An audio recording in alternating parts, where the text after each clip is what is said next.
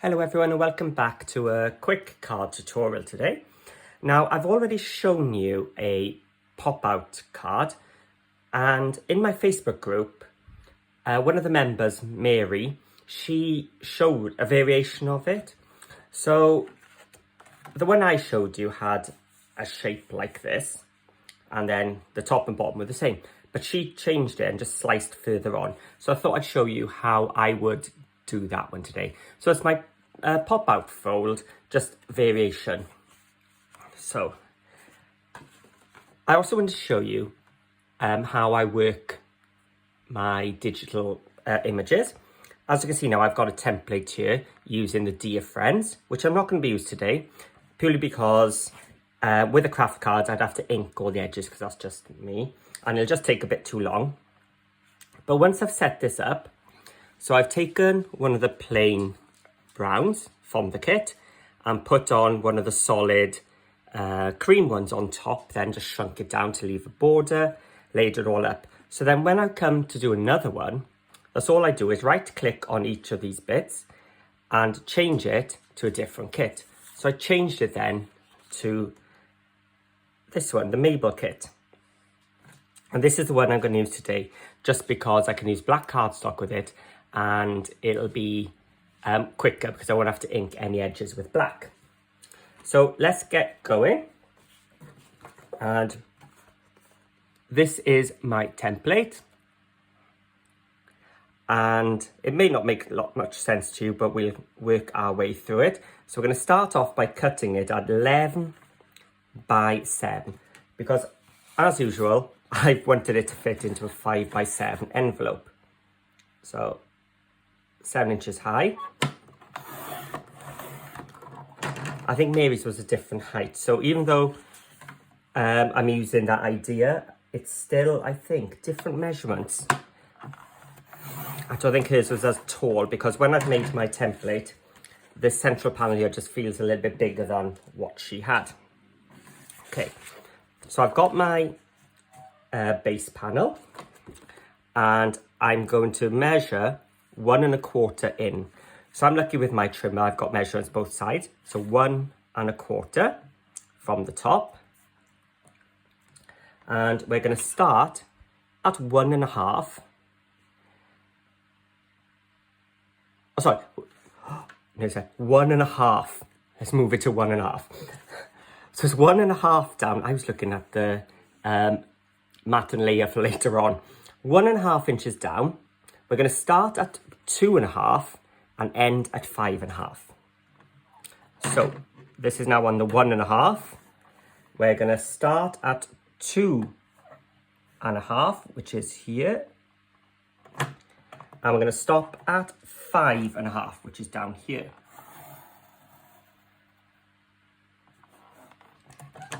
So we've got our first cut. Then we're going to slide it. So we've got 1 1/2 from the bottom this time. And this time we're going to start at 5 1/2. So I'm moving my blade to the 5 1/2, so the arrow is pointing to 5 1/2. And we're going to end at 8 1/2. So I'm going to come down and stop at 8 1/2. And that's all the cutting done. So I'm going to bring my scoreboard and change my tool to the big black. Yeah. We're going to start at 2 1/2. And my 2 1/2 line is going to come down and stop at that cut line we did. Okay, so 2 1/2 down to that first cut line. Then we're going to move to 4 and we're going to go all the way down. Just be careful as you go over that cut. Just hold it in place. Then we got 5 1/2. If you remember, that's where our cut ended. And this time with the 5 1/2, we're also going to flip over and do the 5 1/2 down to the other one. So at 5 1/2, I've got a score line here down to the end of my first cut line and up to the start of my second. Oh, let's keep it. Oh no, we're fine for now. Let's score at 7. all the way down. Again, hold as you go over that. Then I'm going to flip over and add 8.5 just down to the score line. So let's see if I can show you if it makes more sense now. So 2.5 down to the cut. 4 all the way. 5.5 down to the first cut line and up to the second cut line. 7, we've gone all the way, and 8.5, we've just come up. And now it's just a case of folding. So this will be our back. So I'm just going to fold that one into a valley, and this one is a mountain, but the top bit is a valley. So it's got to go down. Then on this one, the long one is going to be our mountain. The short one will be a valley. And as soon as I've made a valley, I've got 2 mountains there each side. And once you've done that, it'll just sort of fold itself. And now I'm just going to lift this to burnish some of the fold lines underneath and on the back. There we go. And that is our variation on our pop-out fold card. So originally this bit was here with me in the first variation. This time it's just been moved across, giving us 2 larger spaces. Now it's up to you how to decorate it. The way I'm going to do it is use these big panels here and here, and then decorate all these small ones, and use this central one together. But Marie's, she actually had 2 long bits here, and had this as all one piece. So from now on, it's up to you. So I just want to show you the fold. So let's get our panels. And I'm keeping everything flat today, purely because there's enough bulk already. Now, a lot of people have asked me about, oh, I can't do the digital images, can't do them, don't know how to lay them. What you can do, of course, is just print out a page of the pink, print out a page of the white, or just use white cardstock, but the Nitwit ones do have a bit of texture to the whites. And then just lay them up.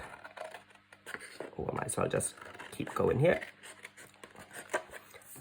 And then just mat and layer yourself. But the beauty of digital is we can do it on the screen, on the computer, and save ourselves paper and ink.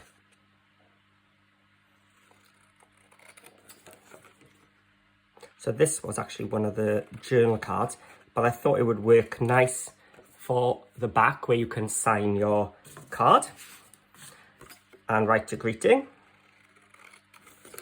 So let's get this cut. So then this one is the central panel. Now I'll go over all the measurements when I bring my template back in.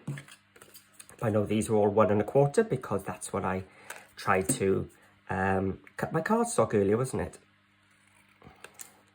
So these are what was 1 1/4, not the card base itself. Now normally if I was not on camera, I would take a little bit more time cutting.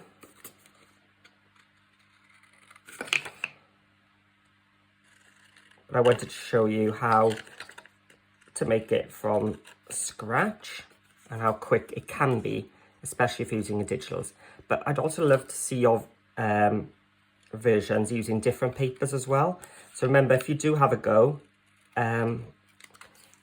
share your makes with me in my Facebook group, Paper Crafting with Paul. I know quite a lot of you are members by now, and you know it's worth joining because every now and again we have competitions and freebies to give away, and you can also see more inspiration from other members then, other crafters, about how they I've done my templates.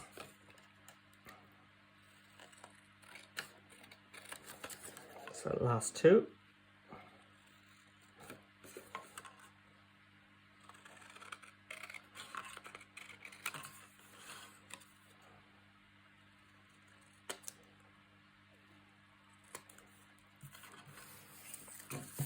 There we go. So let's bring just some black ink, because I've gone quite quickly. You may notice I've got a little bit of white edges and stuff. Now that doesn't bother me, because what I'll do is get some black soot distress ink. And so this panel is going to be my back one. And it's the largest panel. And this is 5 1/4 by 3 3/4. So to get that measurement, all I did was, there's my score line, measure that rectangle there and just go 1/4 inch smaller. And with this, the front is actually exactly the same. So again, another 3 3/4 by 5 1/4. So if you're cutting up your 12 by 12, you'll easily get all this from one sheet. As you can see, I got all of it from one A4 sheet. Okay, so that's my two 5 1/4 by 3 3/4 panels. This now is the center. It's 3 3/4 tall and 2 3/4 wide. My cutting was really off there, but it's okay. This black ink will hide it. So again, 3 3/4 by 2 3/4. Then we got 6 little squares. Each of these are 1 1/4 inches. Now in this Mabel kit, these panels actually came ready-made. I just added the pink border and then put this square straight on top. So there's hardly any work to do with those. I thought I had a panic there that I'd lost 2 of them.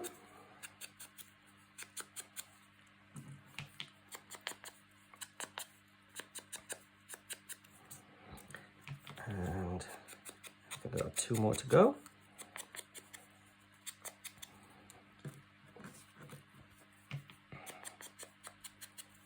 So these 1 1/4 inch ones, there's going to be 3 on top and 3 on the bottom. I won't put them on now, I think they're just going to move. So yeah, they're upside down, but just showing you where they go. Which leaves us with 2 longer bits. Again, they're still 1 1/4 high, but they're 2 1/4 wide. So this is where I've added a sentiment. So a walk in the sunshine. I thought it was lovely to go with this, so it's going to go down there. And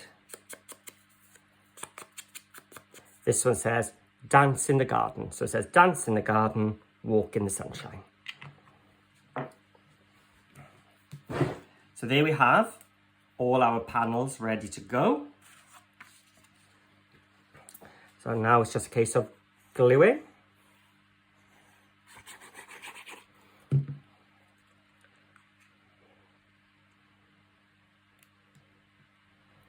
So let's put the large panels down first.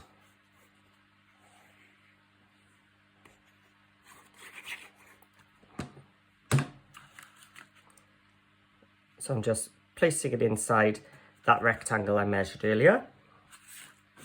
Let's take these off because they're just going to fall. Let's take our central bird.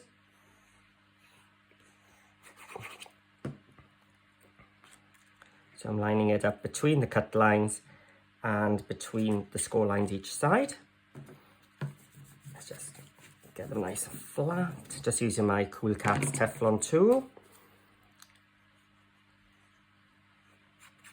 And dance in the garden, walk in the sunshine.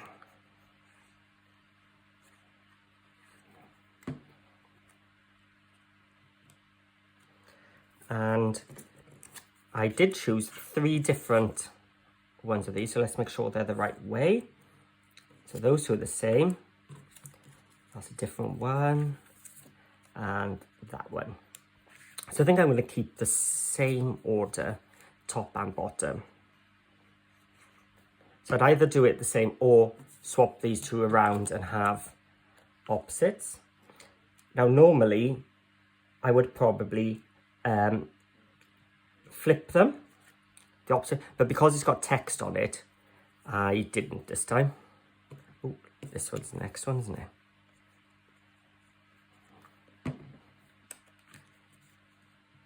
And the second one. And the third one.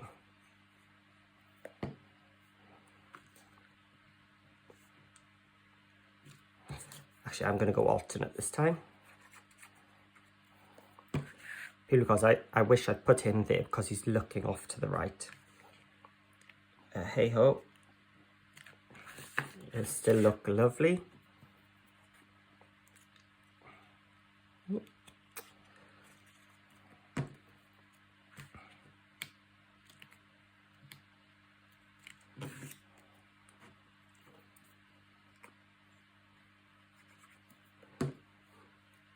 And there we go.